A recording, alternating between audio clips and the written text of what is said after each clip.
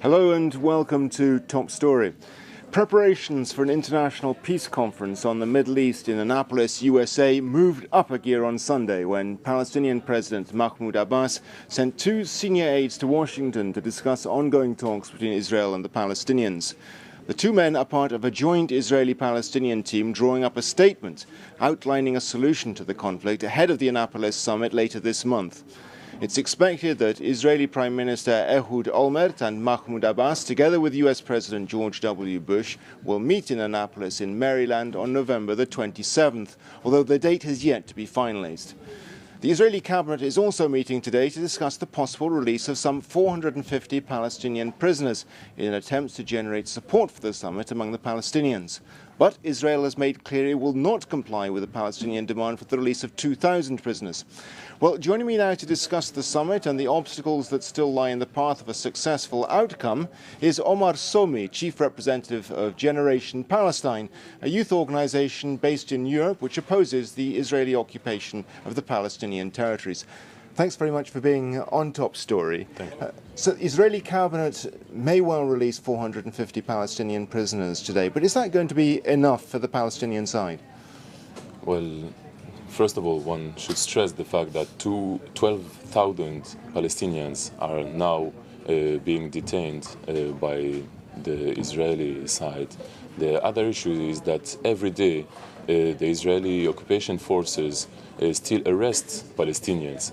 And the overall figure of the number of Palestinians detained in Israeli jails is still expanding, and so the release of only 400 Palestinians is not really an event that will let the Palestinians have more hope about the It's going to change result. Nothing really as far as the Palestinians Not really. are concerned. I can give you an example. I talked yesterday with one of my relatives in the village of Silt al-Daher, close to Jenin, and one of her sons is from the Fatah, and he should be released in the coming few days, but her other son from Hamas, who is also detained in the Israeli jails, won't be released. So, I mean, this is an example among many others which shows that for the Palestinians, obviously, this few release of prisoners won't change. Just doesn't go far enough.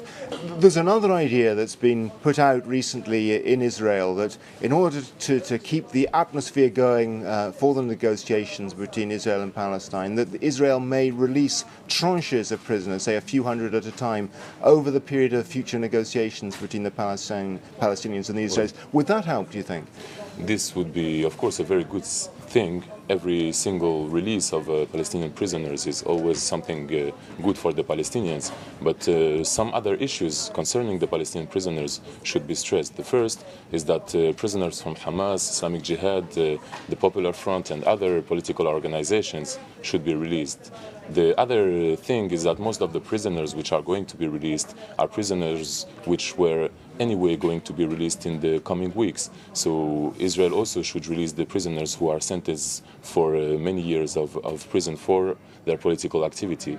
And the other point is that Israel is daily arresting Palestinians on the military checkpoints in the West Bank, students going to their universities, workers going to their work. So one of the big announcements that Israel could make if they wanted to show their goodwill is that they stop arresting Palestinians. And the other point I would like to stress is that Israel has been condemned many times by the United Nations and by international NGO organizations for their torture, which is almost systematic while interrogating these prisoners. And this is also something that should stop. If we could just move away from the issue of prisoners now to Annapolis itself. Nobody seems to be terribly optimistic at the moment on either the Israeli side or the Palestinian side about the possibilities of something coming out of Annapolis. Are there any Palestinians here at all who hold out hopes for something? Well, of course, the Palestinians would like to hope that this summit will help in putting an end to this conflict, and namely to the Israeli occupation, the 40 years long occupation of the Palestinian territories. The issue is that the Israeli side has been doing everything to curb and to lower the Palestinian expectations on this summit. So if this summit is only a way to put back the peace process on its wheels, then it would be a very good thing. But the issue is that Americans and Israelis are stressing the fact that there needs a process. Palestinians are stressing the fact that what we need today is peace and the implementation of the UN resolutions. Ehud Olmert, the Israeli Prime Minister, said at the weekend in talks with the French Foreign Minister Bernard Kouchner that the very fact that Annapolis was going to happen at all was an achievement. Would you agree with that? I do not see the process or the fact that talks are going on as an end in itself. Today, the daily conditions of the Palestinian people are getting more and more hard, especially in the Gaza Strip, which is totally besieged.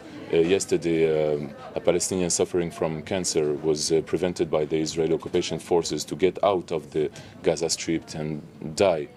This is only one example, but all of the Palestinian people today feels that they are prisoners of this Israeli occupation in the Gaza Strip, of course, but also in the West Bank, where the wall is still under construction, where the settlements are not freezed. You can see the pictures of the Israeli bulldozers and trucks which are daily building these new settlements.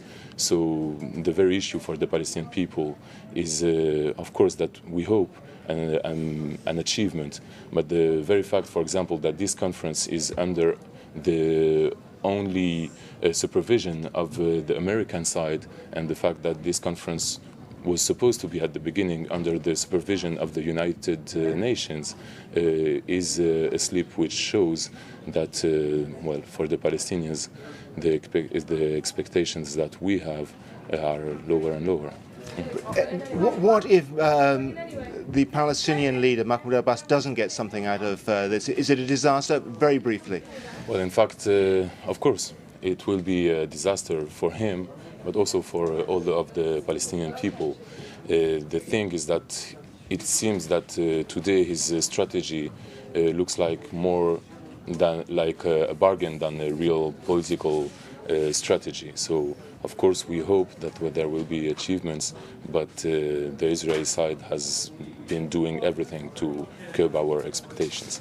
Okay, Omar Somi, I'm going to have to stop you there, I'm afraid. That's all we have time for today. Join us again tomorrow for another edition of Top Story. Goodbye. Thank you.